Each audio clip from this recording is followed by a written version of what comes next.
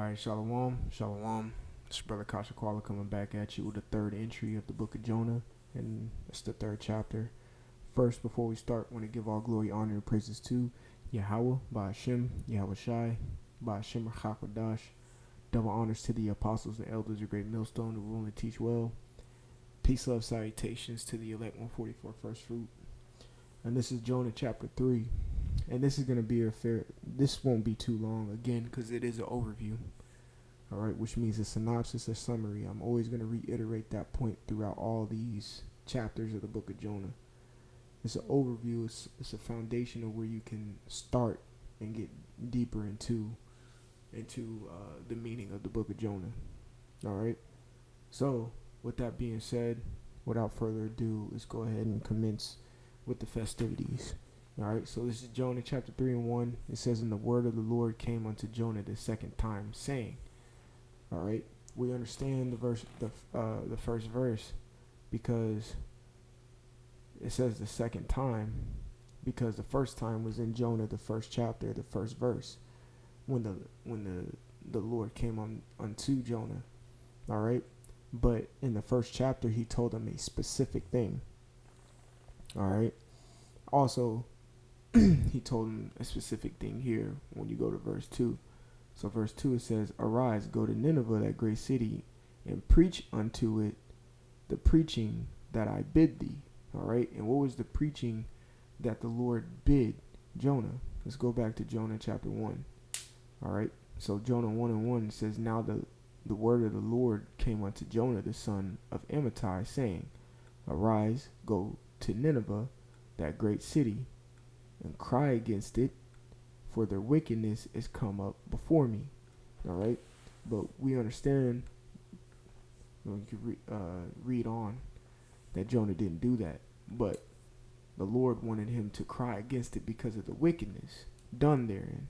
All right, so let's go back to chapter 3. So it says, "Arise, go unto Nineveh." All right, we knew Nineveh was like a capital city of the Assyrians. When you I did it overview on the first chapter, you can see it in that. But just quickly, Nineveh was like a capital city of Assyria. You could read about it with Sennacherib when he was coming against Hezekiah, King Hezekiah. So it says that great city.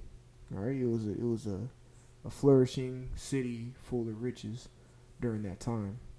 Again, Jonah, the book of Jonah was around. The book of Jonah, all right, when this happened, it was around like 790 BC, all right, and preach out, and preach unto it the preachings that I bid thee. And we understand what those preaching were. Go tell them of their wickedness, and that they need to stop. Okay, that's what you read in Jonah, the first chapter. So verse 3, it says, "So Jonah arose, all right, and went unto Nineveh." Because what? We understood that in the first chapter, he didn't do that. Okay? He didn't do any of that. Alright? What he did was get on a boat to go to Tarshish when he was in Joppa. Alright? So, in this case, we know chapter 2 was his consequence. Well, towards the end of 1 and chapter 2 was the consequence for not obeying the word of the Lord. He got swallowed up by the fish. Okay? So he was in the fish for 3 days and 3 nights, praying to the Lord to get out of it. The Lord heard him and let the fish spit him out to where he wanted him to be. So he had no choice but to go to Nineveh. Alright? So, with that being said, Jonah was like, I'm definitely going to listen to the Lord and go to Nineveh this time.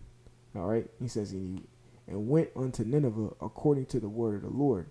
Now, Nineveh was an exceeding great city of 3 days' journey.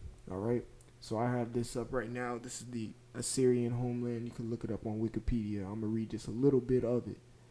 All right. It says Assyrian homeland, or Assyria, is a geocultural and historical region situated in northern Mesopotamia that has been traditionally inhabited by Assyrians.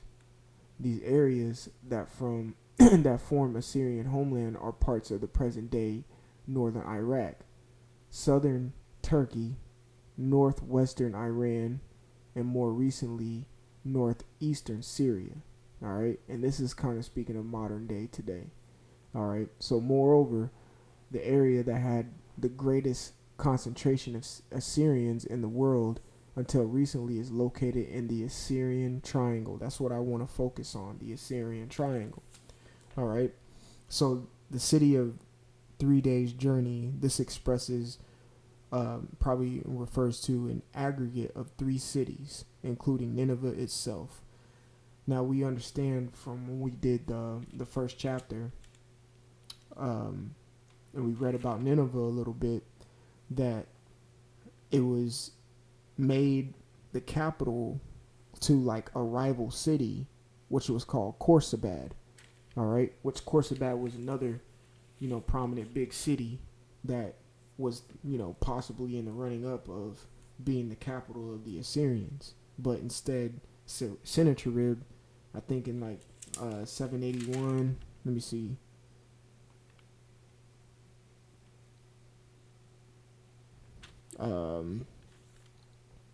Sennacherib was 705 to 681 BC. He made it the capital. All right. So even when you read about him in 2 Kings, I think the 19th chapter, and I think Isaiah the 37th, I think it's Isaiah 37. You see that after the angel smote 185,000 of his men, he fled back to Nineveh. All right. So we know like this Assyrian Triangle is like in a conglomerate of probably 3 big cities. All right.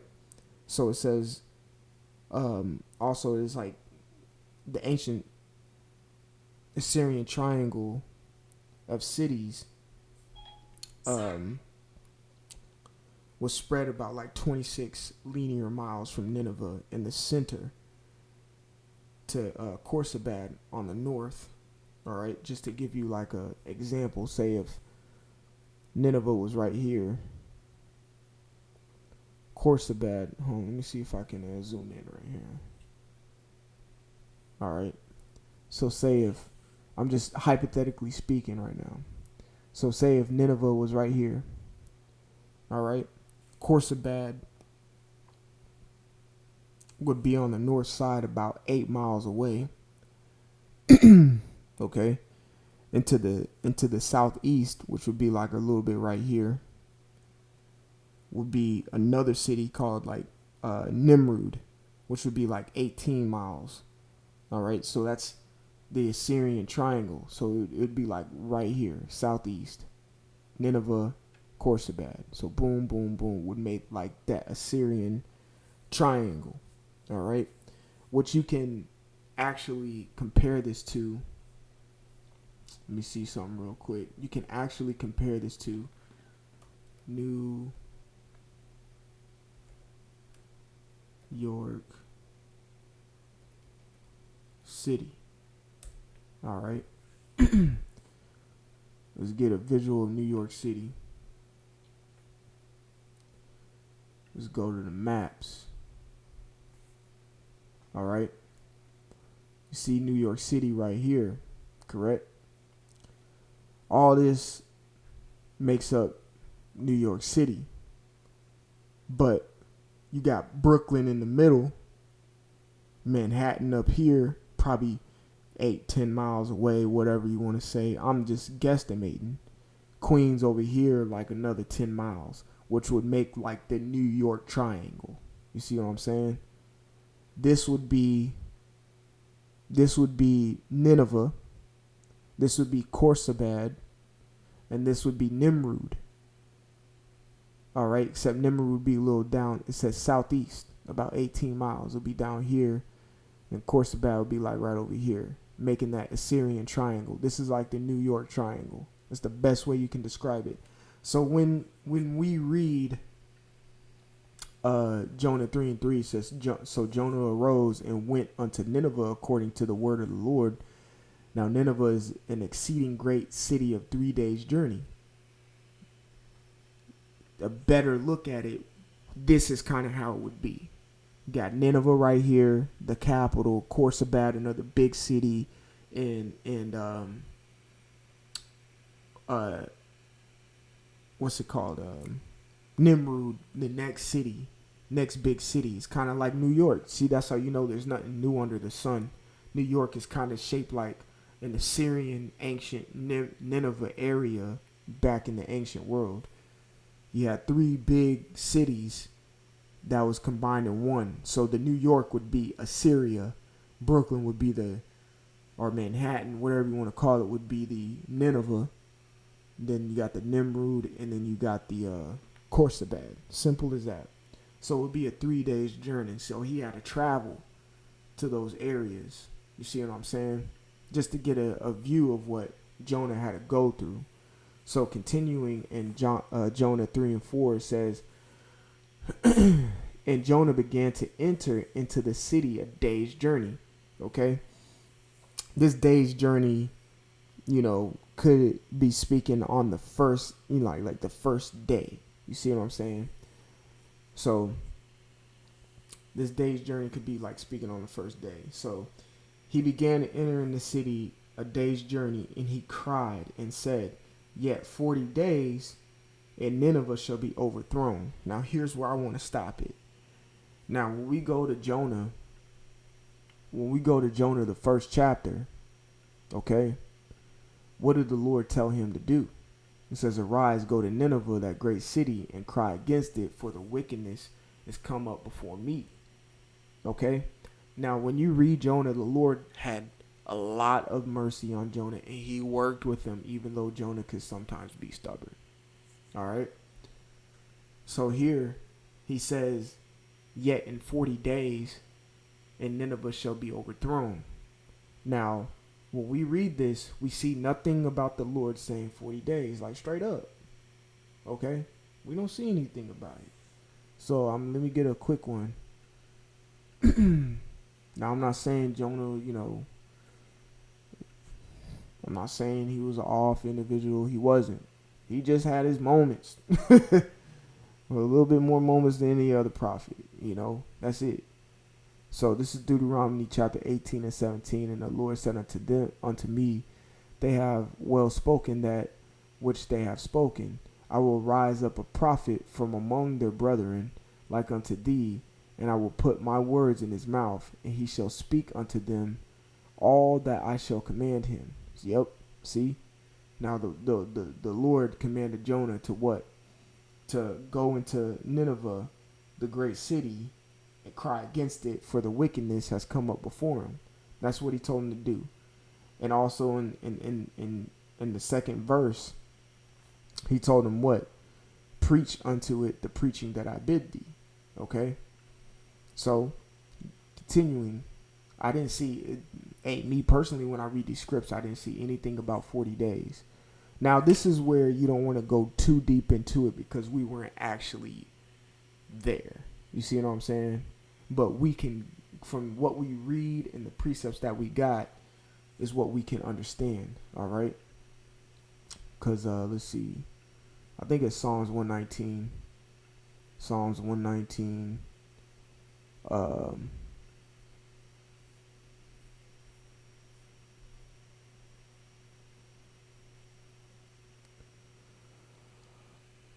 Psalm 119 and 104. Through thy precepts I get understanding. All right, so through the precepts of the Lord, we get the understanding that we need.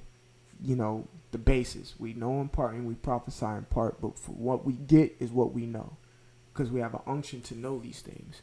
So verse 19, it says, and it shall come to pass that whatsoever or whosoever will not hearken unto my words, which he shall speak in my name, will I require it of him.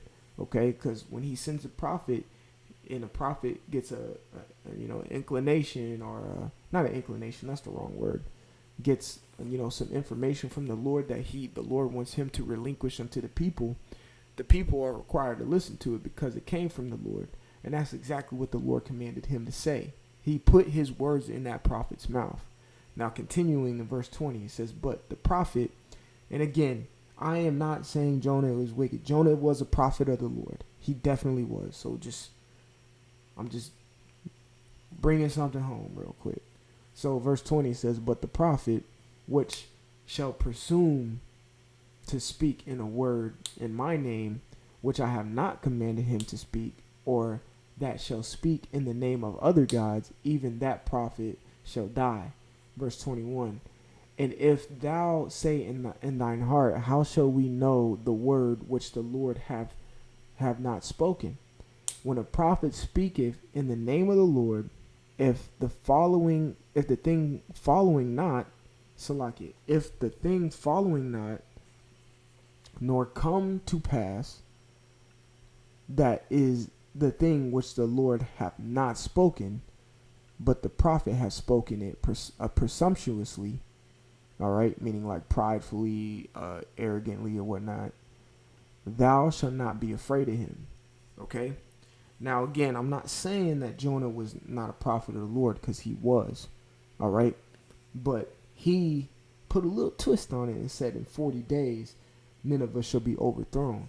Now, when we read the scriptures and the precepts, also with Deuteronomy 18, we don't know. We don't go on the high. The Yahushua told us to go on the highways and byways and preach the downfall of America. Straight up. Because it's in the scripts. He told us to go on the highways and byways. He told us to preach the word. Then the word says that America is going to be destroyed. Straight up. But we don't go and say America is going to be destroyed in 40 days. Some things like that. Because the scriptures also tell us we know not the day nor hour. Okay? It's the same thing going on here in Jonah, the 3rd chapter.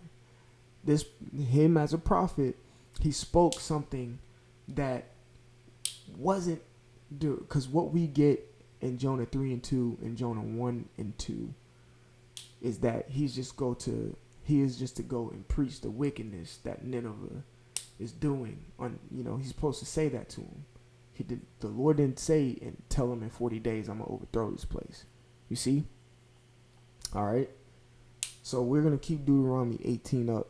All right. So it says, again, verse 4, and Jonah began to enter into the cities a day journey. He cried and said, yet 40 days and Nineveh shall be overthrown. All right.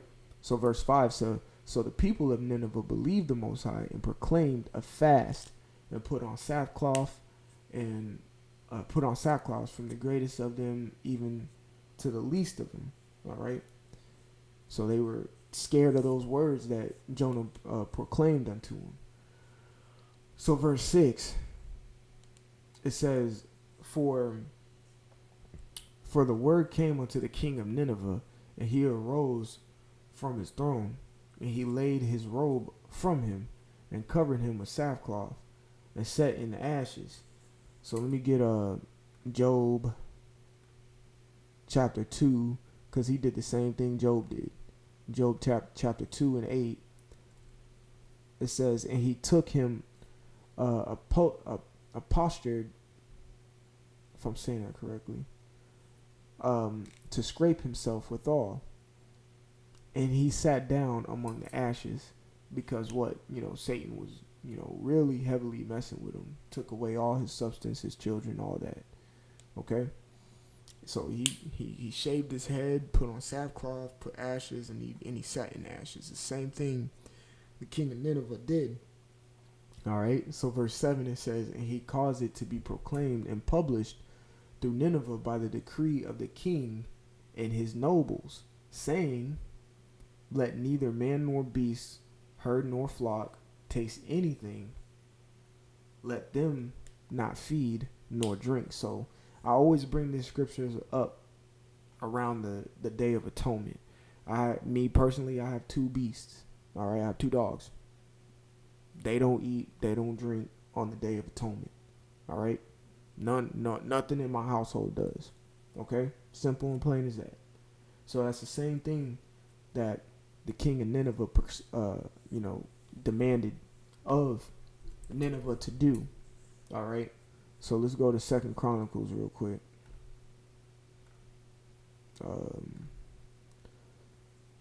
2 Chronicles 20 and 3. So Jehoshaphat feared and set himself to seek the Lord and proclaim a fast throughout all of Judah. It's the same thing that happened here in the book of Jonah. People believed in the Lord, and when you believe in the Lord, the fear comes, because yet They heard what was said in verse 4. Yet in 40 days Nineveh shall be overthrown because of your wickedness.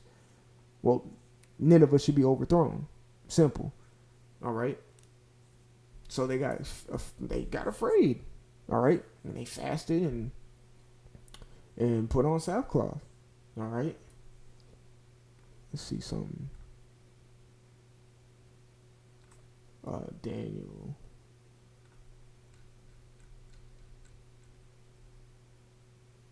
Let's see. Okay, yep. This is going to this is Daniel 3:29. Therefore, I make a decree that every people, nation, and language which speak anything amiss against the power of Shadrach, Meshach, and Abednego shall be cut in pieces, and their houses shall be made a dunghill, because there is no other power that can deliver after this sort. Exactly. The king of Nineveh prescribed a fast and proclaimed a fast to the people because they knew the power of Jonah could do these things. All right. Remember, the Lord was known unto these heathens for what he did in Exodus, in Egypt, for the Israelites. All right. Don't get it twisted. So verse 8 says, but let man and beast be covered with sackcloth and cry mightily unto the Most High. Yeah, let them turn everyone from his evil way and from the violence that is in their hands. Verse 9, who can tell if the Most High will turn and repent? Repent meaning, okay, I take it back. And turn away from his fierce anger that we perish not. Right? See, that goes back to Daniel. All right? It says, because there is no other power that can deliver after this sort. All right? So you better turn back to the Lord, because you don't know if the Lord is going to change his mind or not. You know? So let's get some scripts that backs that. This is Joel 2:14. It says, who knoweth if he will return and repent and leave a blessing behind him, even a meat offering and a drink offering unto the Lord are your power. Salakia. Right? So let's go to Amos. So you don't know. That's why today we walk in much fear of the Lord, because we don't know. We just hope that he turns back and is merciful to us at the end of the day, man. You gotta take this walk seriously every day. Amos 5:15, hate the evil and love the good, and establish judgment in the gate. It may be that the Lord of hosts will be gracious unto them, unto the remnant of Joseph. You see, if you hate the evil and love the good, turn back from your evil, turn away from your evil ways, and go and turn and face the good. Simple. All right. That's the same thing that the king of Nineveh was saying unto the people. All right, because he could come down with wrath if we don't do this. All right. So verse 10, it says, and the Most High saw their works, that they turned from their evil way, and the Most High repented of the evil. See, he's okay. They did the sackcloth, they fasted, but we're still going to hold Deuteronomy 18. All right. It says, they did their thing. So it says, and the Most High repented of the evil that he had said that he would do unto them, and he did it not. Right? So what? It says, thou shalt not be afraid of him. Because what happened in Nineveh ultimately? It got taken over and it got overthrown. All right? They did this repenting in the book of Jonah and turned around and did the same bullshit they've been doing. So the Lord ultimately got rid of it. And when you read the book of Tobit, it speaks on Jonah in his prophecy that he told Nineveh, but it just didn't happen in 40-day time span. All right? It didn't. That's simple. All right? So again, it's a caveat, just a message. Jonah is still a prophet of the Lord. The Lord just repented and did not do what Jonah said. That's simple. So therefore, you can come to the realization, if you read the book of Tobit, that the people of Nineveh digressed again and relapsed and became wicked again. Therefore, the Lord took out Nineveh. When you read Tobit, the 14th chapter, that's simple. All right. So, Lord willing, y'all are edified with this. You can connect the last two lessons I did on Jonah, and read it for yourself. But again, I hope you are edified. I want to give all glory, honor, and praises to Yahweh, Ba'ashem, Yahweh Shai, Ba'ashem, Rachakodash. Double honors to the apostles and elders of Great Millstone, who rule and teach well. Peace, love, salutations to the elect 144 First Fruit. Again, this is Brother Kasha Kwala from the GMS Atlanta Church here in Georgia. Until next time, I say shalom.